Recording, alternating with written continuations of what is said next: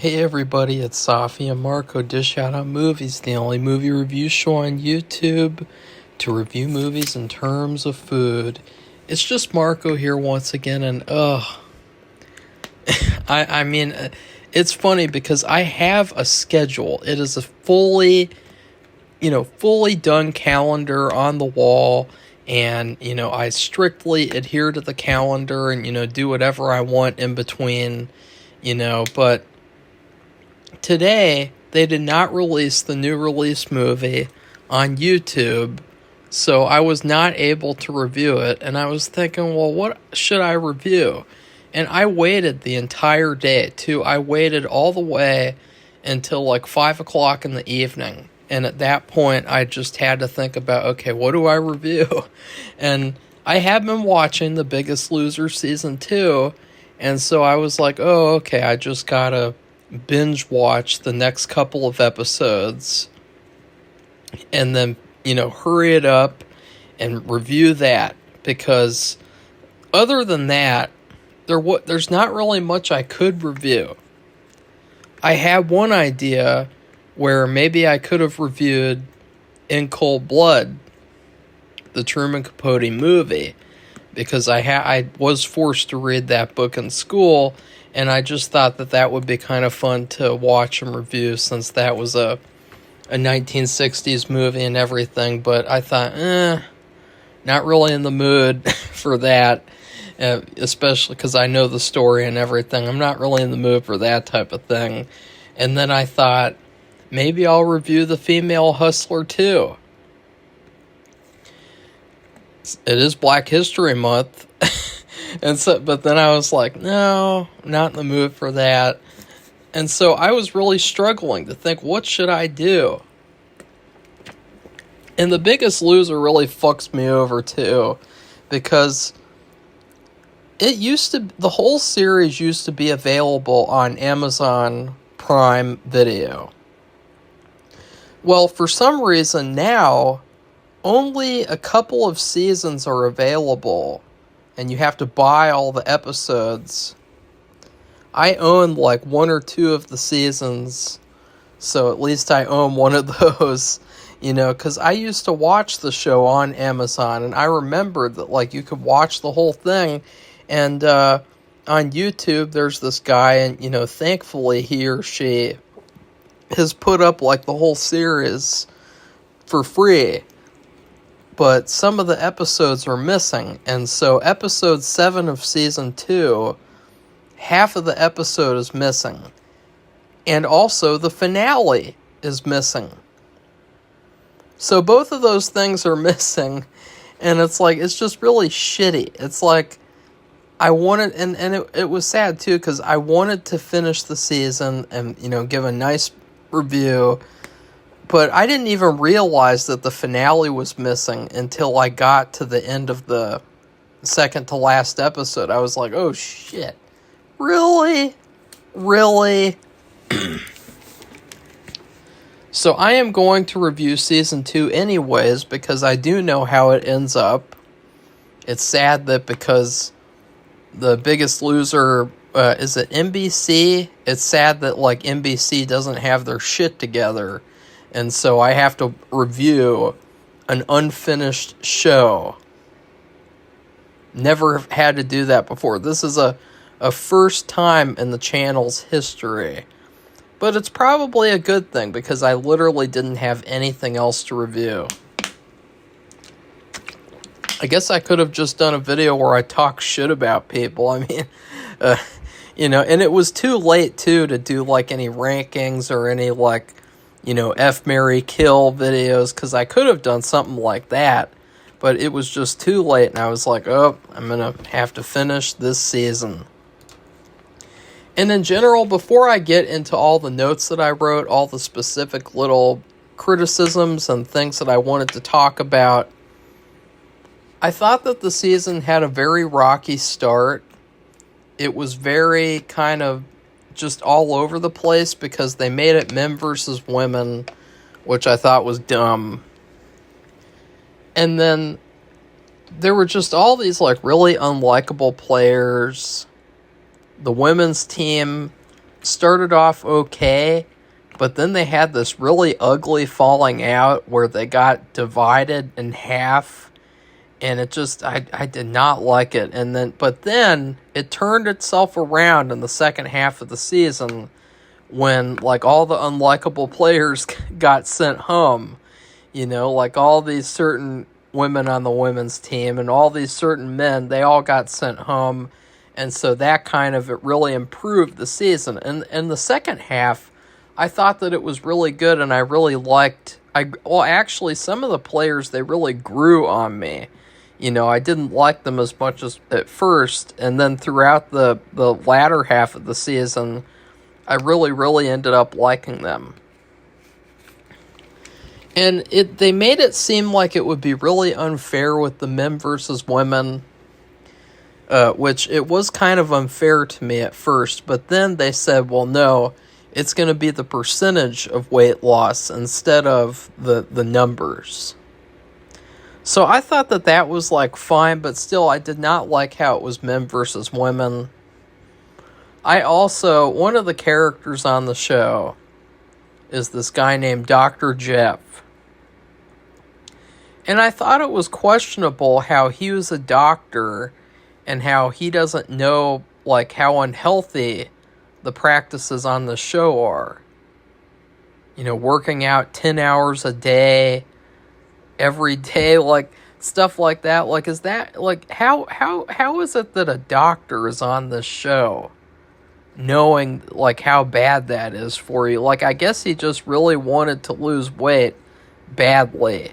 And so he got on regardless. But, like, I just think it is kind of questionable. I mean, because he said he got on the show to inspire his patients by losing weight. Since for years he's been, really big. And, he feels kind of embarrassed telling his patients to lose weight when, he's like the Stay Puft Marshmallow Man. But the thing is that you're on this show where they're promoting really, really unhealthy practices.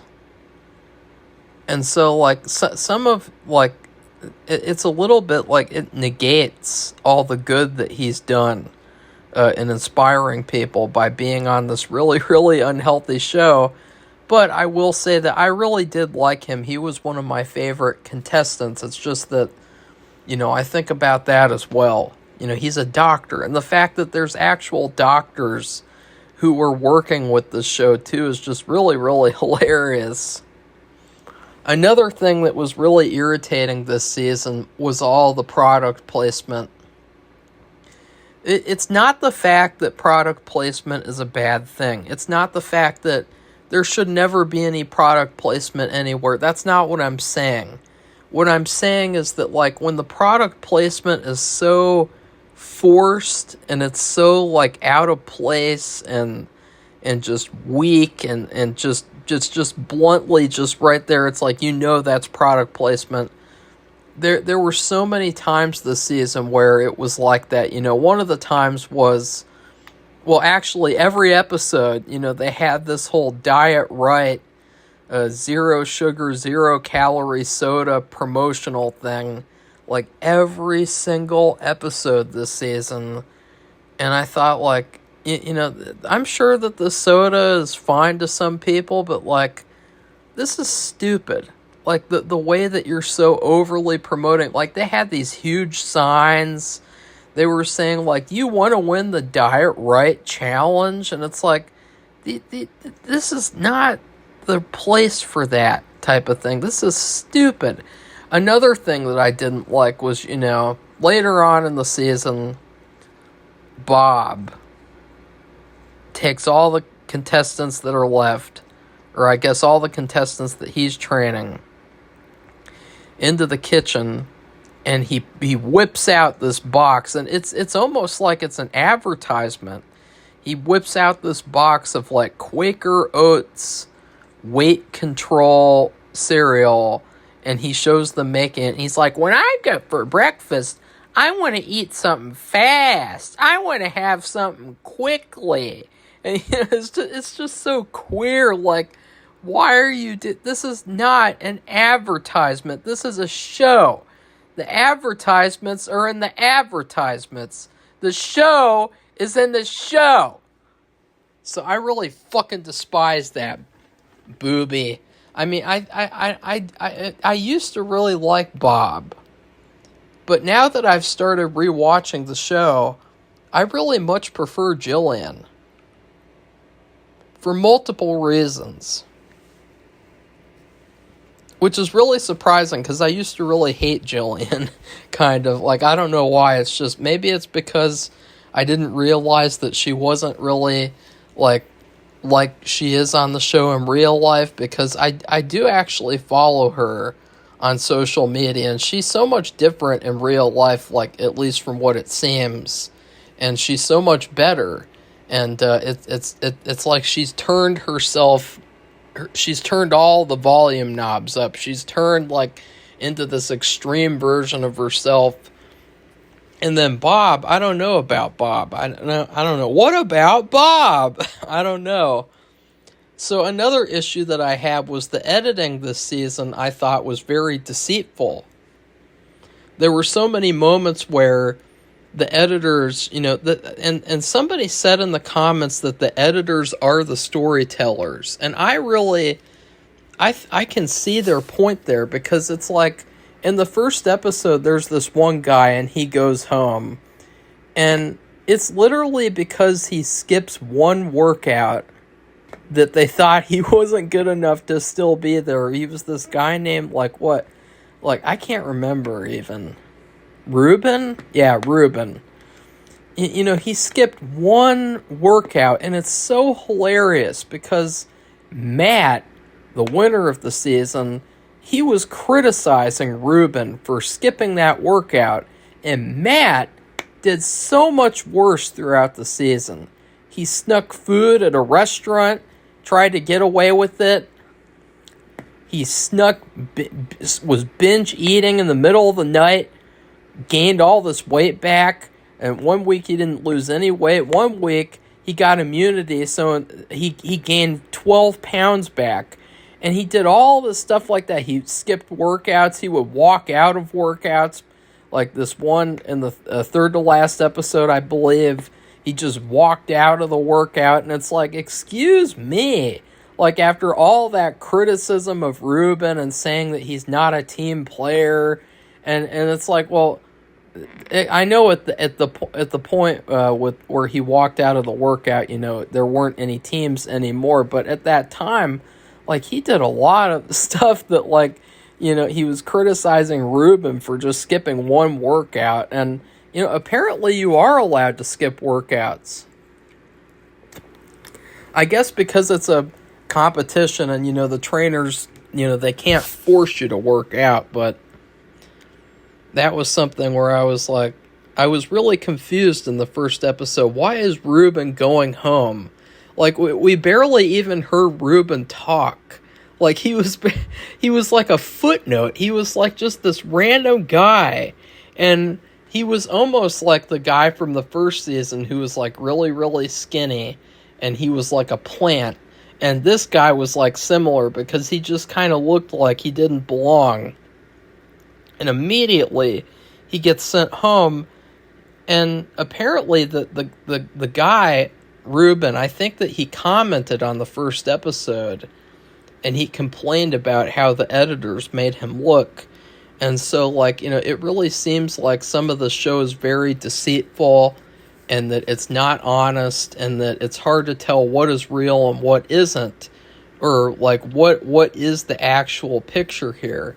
Because that's something where it's like, why did Ruben get sent home? Like, there was literally no reason for him to get sent home. And then Bob says Temptations, what he really likes about them is that they prepare contestants for the real world. Well, one of the Temptations I thought was kind of a funny part for him to say that quote. Because one of the Temptations was that the contestants had to eat junk food, and if they ate the junk food, they would be allowed to have access to their children's drawings and letters from their families. And I just thought to myself, I don't think in the real world they hold your child's drawings hostage until, you eat junk food to humiliate yourself on camera. Like, I don't think that that's something that they do in the real world. Like, I think in the real world, they don't hold children's drawings hostage. And they did all end up get to read the stuff anyway and look at all the drawings. But still, that was, like, really, really hilarious and awkward. Like, the fact that they have held these children's drawings hostage. It's something that, like, none of this stuff would be allowed today. You know what I mean? Like, they would never get away with that today. Like, you have to eat this Twinkie on camera really, really sloppily. And if you do, you get to look at the little ant drawing that your son did for you. And if you don't, we're going to take that drawing and throw it in the trash. Like, that's pretty bad. And then Jillian, though. Jillian is the exact opposite of Bob. She says that she thinks that willpower is BS. She is firmly against temptation challenges, which is kind of interesting because, like, that's a big part of the show.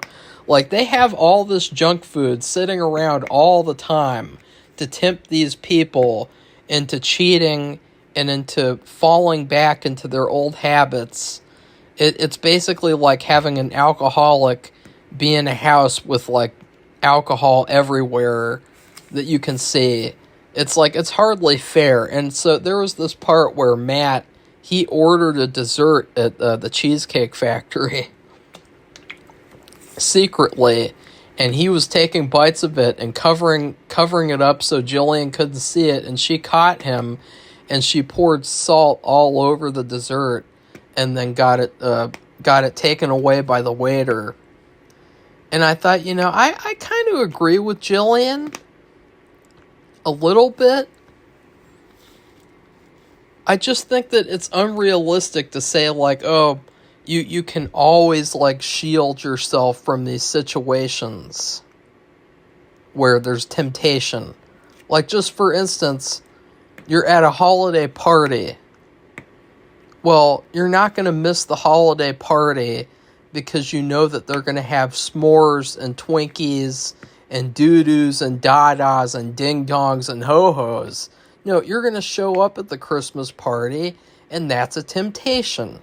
But I don't know. I do agree, though, the fact that, like, it is good to, like, to do what she did with the salt, to make it to where there isn't any temptation. Like, there's been lots of times where I'm like, should I eat that? Or should I eat the rest of that? And then I just throw it in the trash. And it's like, oh, I can't eat it now. It's in the trash. And so that's what I like to do personally. I call it the trash trick. Another thing is... Oh, wait, no, I just mentioned that. Sorry.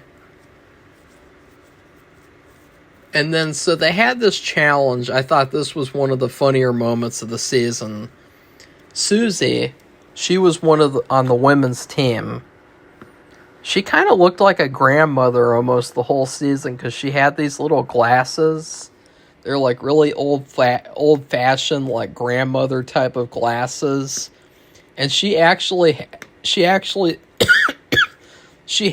a take the glasses off moment. Like the stereotype where, like, the girl with the glasses takes them off and then suddenly she's hot. But it's like she was hot the whole time. But I thought that was funny. Like, near the end of the season, she took off the glasses and she was like, I want people to notice me and how hot I am or something like that. Well, she was in this challenge with milkshake shots. I really, really despise this challenge. I thought that this challenge really demonstrated Jillian's point, and that just the fact that, like, this was a very contrived and unnatural thing to do. Like, everyone had a certain amount of milkshake shots, and they were 40 calories apiece. And whomever drank the most shots got to have this celebrity chef cook for them the entire week. And meanwhile, everyone else had to eat out the whole week, all 3 meals a day. Well, Susie, she drank 48 shots. 48. I mean, that is insane. That is like, it is unbelievable. It is like just mind-blowing. And that was, so guys, just so you know, that was 2,000 calories that she drank, but no one else drank. That was the twist. Everyone else, they were trying to make each other think that they were drinking for some reason. It's just stupid. And she was the only one who did. And I felt bad for her because she looked terrible in that moment on accident because she misjudged the situation and just terrible. But I really did like the idea, too, of 1 week the contestants have to order out 3 meals a day.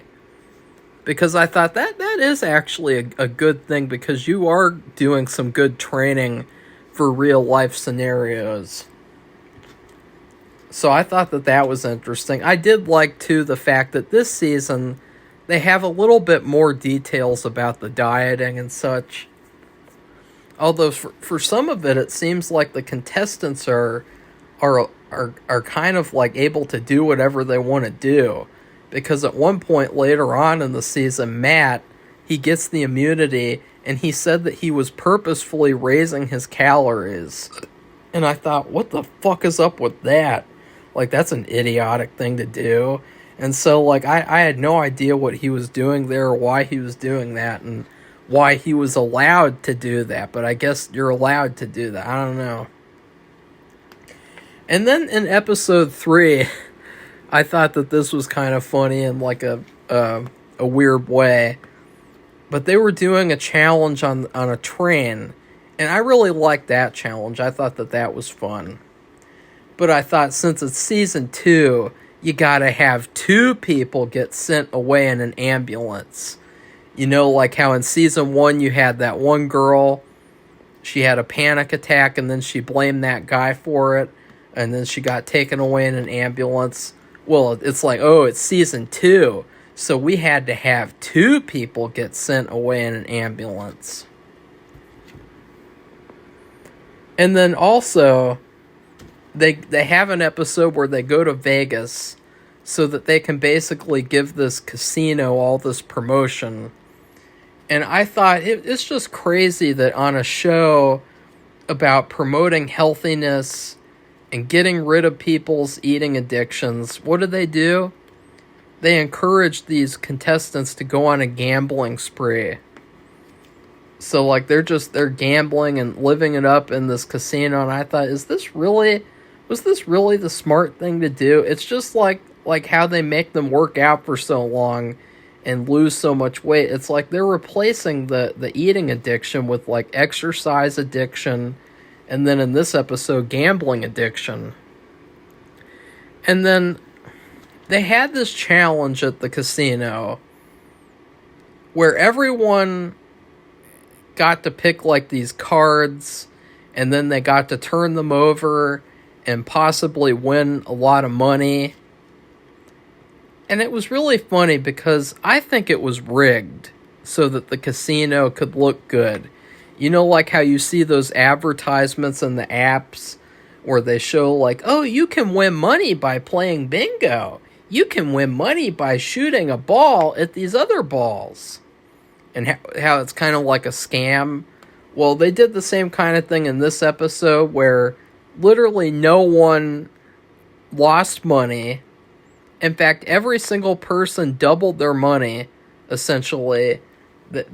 All the people who chose to do it, they all won something. And none of them just walked away with like $1.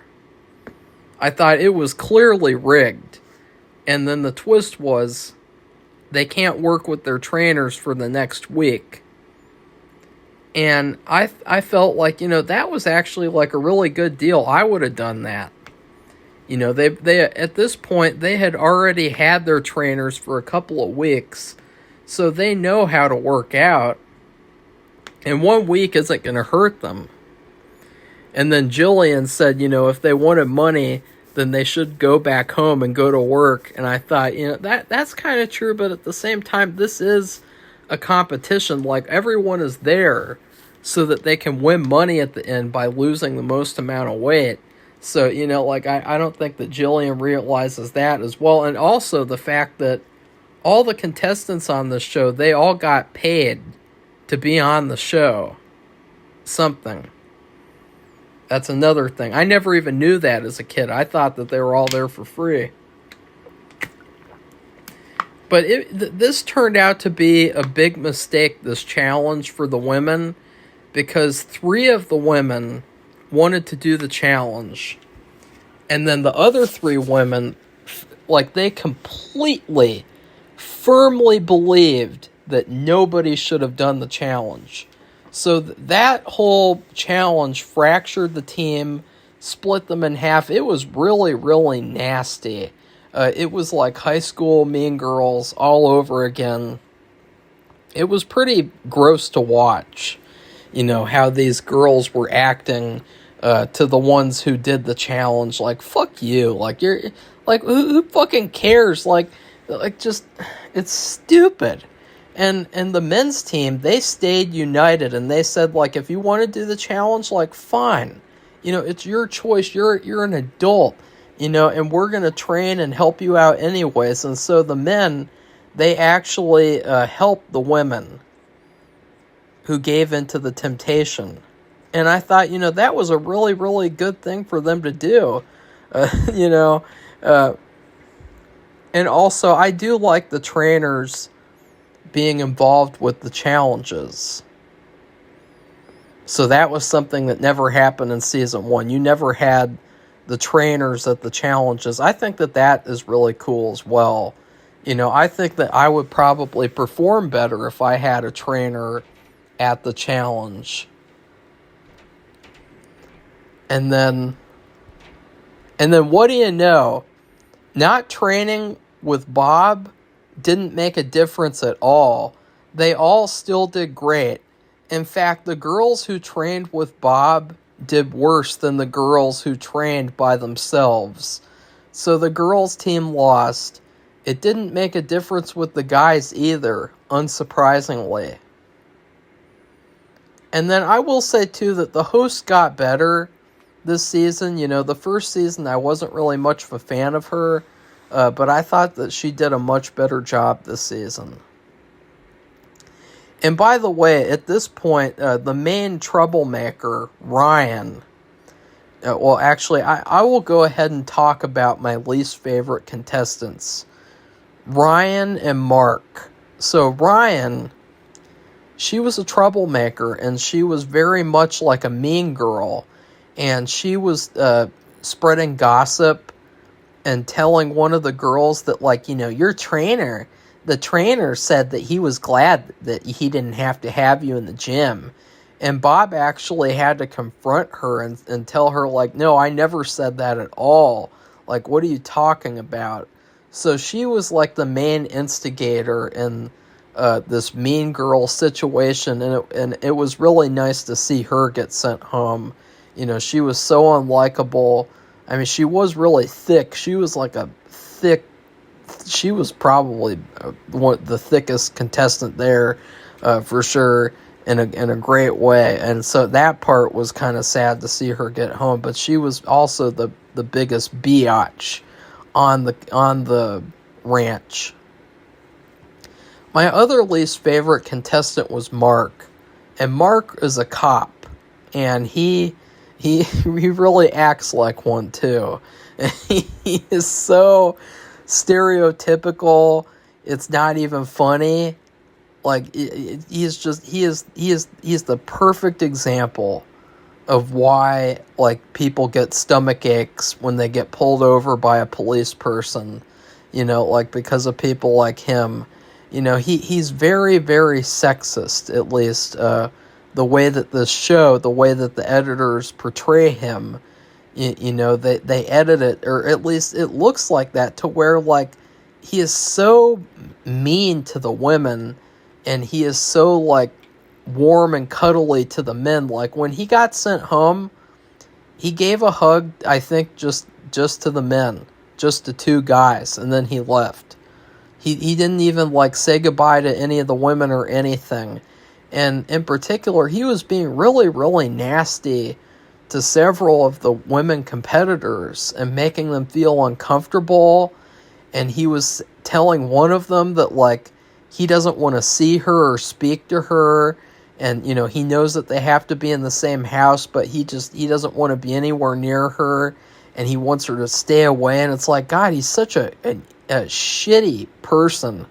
And then at one point, too, during an elimination challenge, or not an elimination challenge, he said, like, I deal with dirtbags on the job all the time.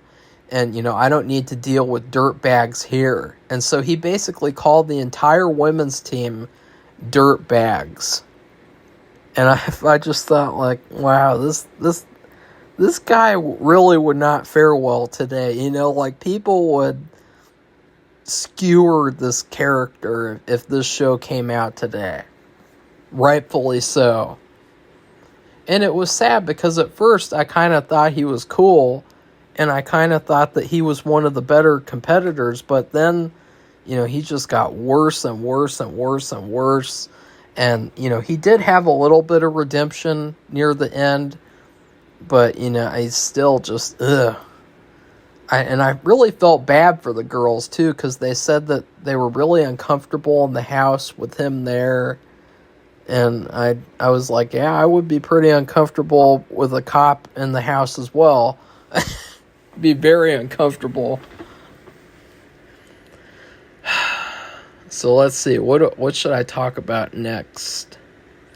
Bob teaches the girls team how to make a special 100-calorie dessert. And at the time, I thought that it was funny that he had this gallon of milk, and he wrote on it, Bob. He wrote his name and all this other stuff on it. And I thought that was kind of queer and just something that he did at the time. But later on in the season, you see Matt, and his cup is actually marked up. And it's written, and it says that this is Matt's cup. And if you steal it, then your leg's going to get broken. And if your leg's going to get broken, something bad will happen to you. Or something funny like that. So I guess they were all told to like mark all their things that they wanted to mark up, so that people would know not to drink from it or eat it or anything. And so I thought that was also pretty interesting. And then Matt sneaks food at night and doesn't lose any weight. And at the same time, I can't blame, and someone else mentioned this in the comments too, I really can't blame him for, like, pigging out at least one time. Because they're working out so much it's disgusting. There's talk of being on the treadmill for 8 hours at a time. Terrible. And even worse, someone also said that the producers were the ones who, like, egged him on into sneaking food. And then also, the women's team, after that whole divide happened, they started making some really dumb shit decisions. They sent home the best player at a certain point, and it was also the player that, Mark, he was friends with her, and they sent her home. She was the best competitor there on the women's team, or at least the second best. And so, like, the women's team, they really fell apart fast, and they only kind of got back up once another thing happened. There's this challenge that they have to do, and it's in order for them to be able to pick, one of them will get the power to pick duos. it will be like all male and female duos except for one duo, which will be a male one. And it was interesting to watch this temptation challenge because almost everyone on the show did this challenge. It was like a very good example of peer pressure because like one guy put a hand on a container or a lid or a cover, and then another person, and almost everyone there was going to do this temptation. And that, if you want to know what peer pressure is, look at that video. And then they all uncovered the lids, and then of course almost all of them had to eat junk food, and only one person got the power to choose the duos.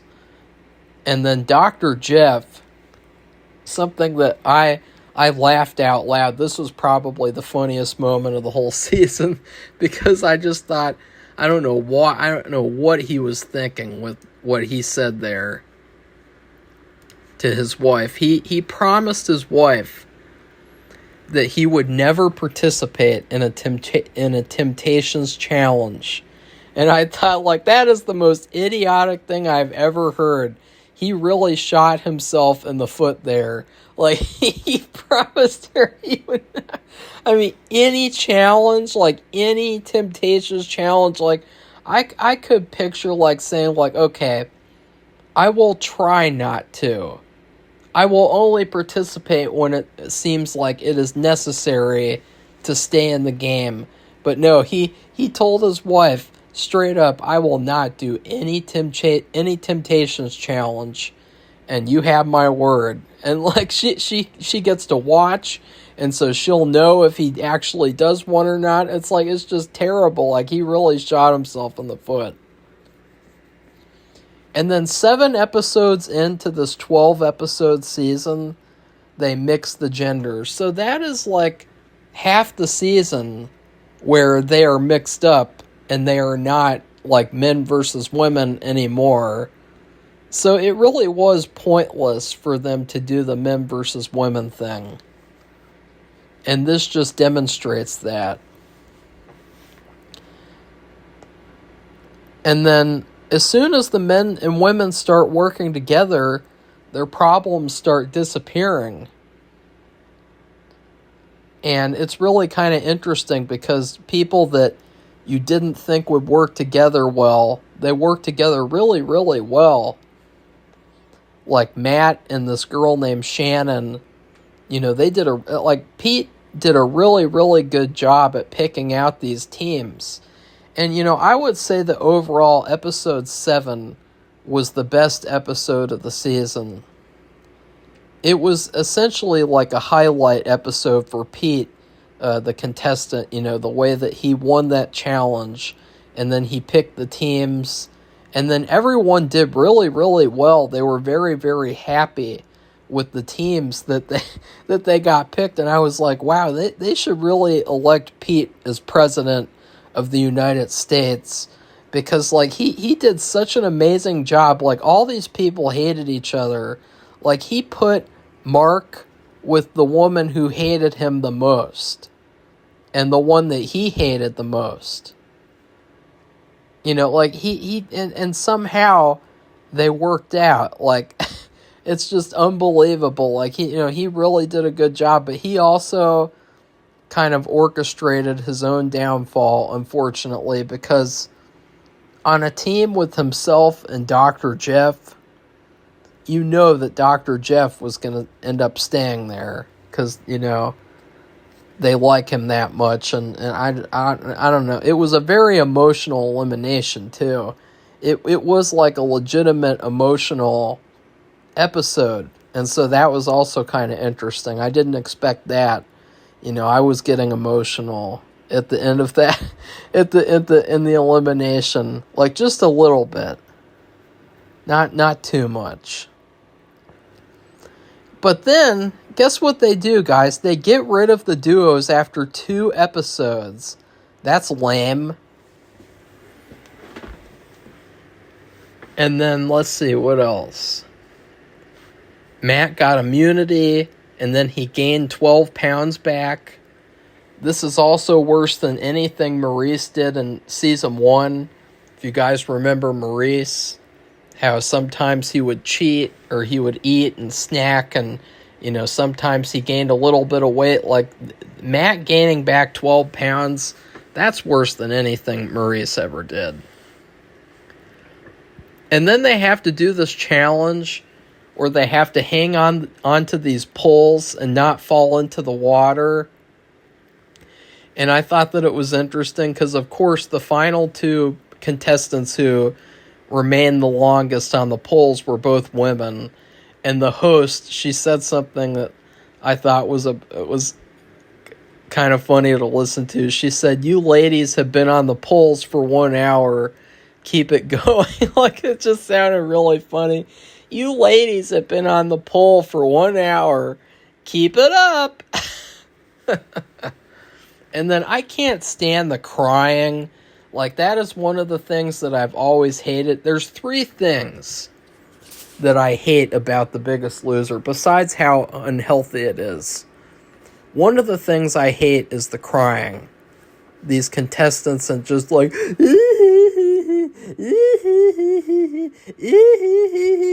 like, I have lost over 60 pounds. At no point have I ever started crying in these situations. Like, it is just, it's ridiculous. Like, why are you crying? This is not the end of the world. It's a fucking reality show, man. It's a fucking, it's a light show. It's a junk food show. It's a funny, good, bad show, and you're crying and you're like, it's just really, really cartoony and goofy.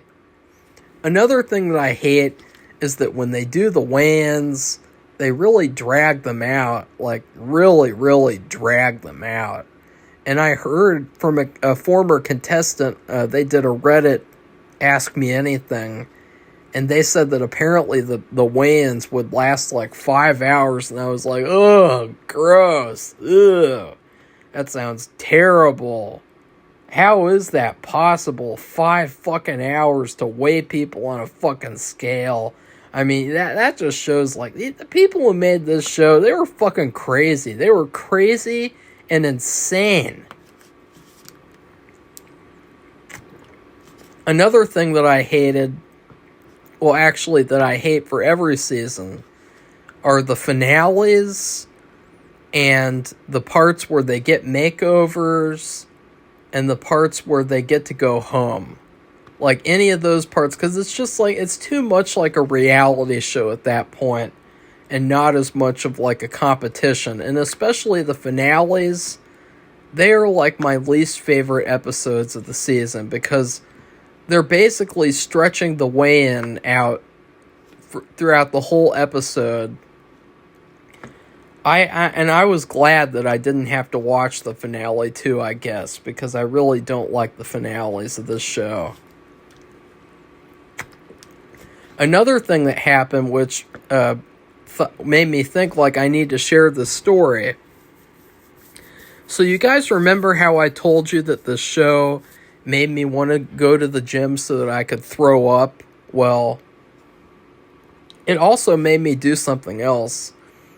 You know, there were a lot of times throughout these seasons where the contestants would be on the treadmill or the elliptical, and they would be told, no, take your hands off of the treadmill. Take your hands off of the sides. You are not allowed to hold on to the sides. You are not allowed to hold on to the elliptical things as you're running or walking or whatever. And then also the trainers would stand there and they would increase the speed all the way up to the max speed. So, like, especially in season 1, you know, there was that moment where Gary, he got all the way up to 12 miles an hour, which is really, really scary to me right now. Well, I was in the gym, and I got on the treadmill. I put that thing on, you know, where on the treadmill, they have the thing that you clip on for safety. and I was doing the treadmill. I wasn't holding on to the sides because, they said on The Biggest Loser, don't hold on to the sides because, it's lazy or something like that. It's really, really queer. Well, then I started to increase the speed. 3, 4, 5, 6, 7, 8, and I increased it all the way to 12 miles an hour. And as soon as I took my hands off of the treadmill sides so that I could run, quote unquote, I slipped and I fell and I face planted onto the treadmill and I just completely fell off of the treadmill with just my face on it at the bottom, and I was like, oh.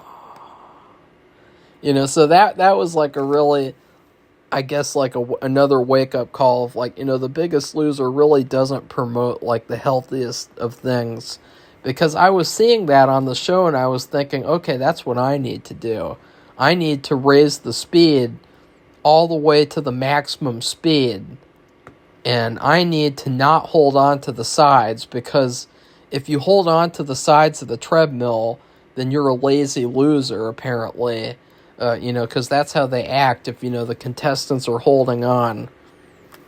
They're not supposed to hold on. And especially now with, like, my anxiety, like, if I'm not holding on to the treadmill, I'll get really, really anxious. That's why I prefer the elliptical. Because with the elliptical, it's like, you're kind of like in place, and you're controlling the speed yourself with your own feet, whereas the treadmill is something else that is controlling you, So, I think also that in this season, this is one of the few seasons where some of the contestants really get better over the course of the season.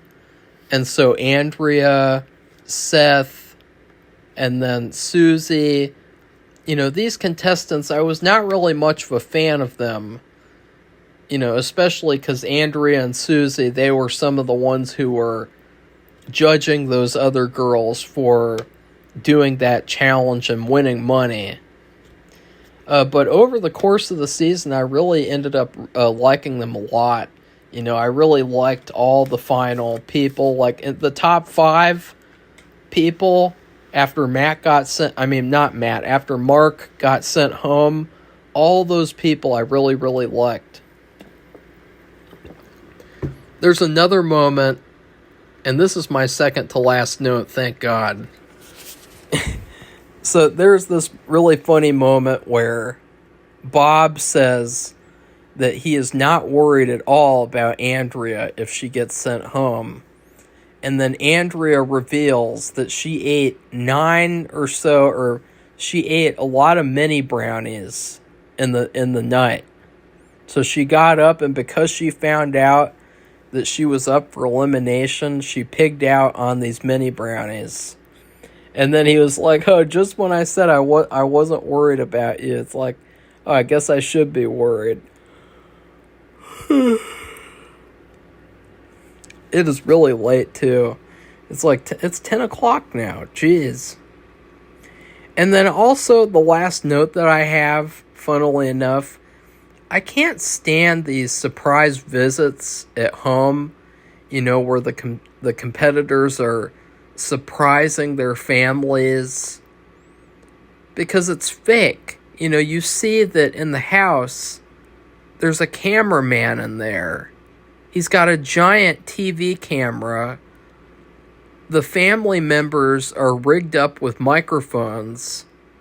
So that makes you know that the family members already know that their family member is coming home. So there's no, actual surprise. It's all fake and phony. And they're faking the surprise. So overall, that's my last note. And overall, I think that this season is better than season 1. It seems like at a certain point, there's nobody but really good competitors there that you really want to see succeed. Like, I really wanted any of them to win. I really liked all of them, and speaking of who I wanted to win, my favorite contestants were Dr. Jeff. He was just a really, really inspiring character.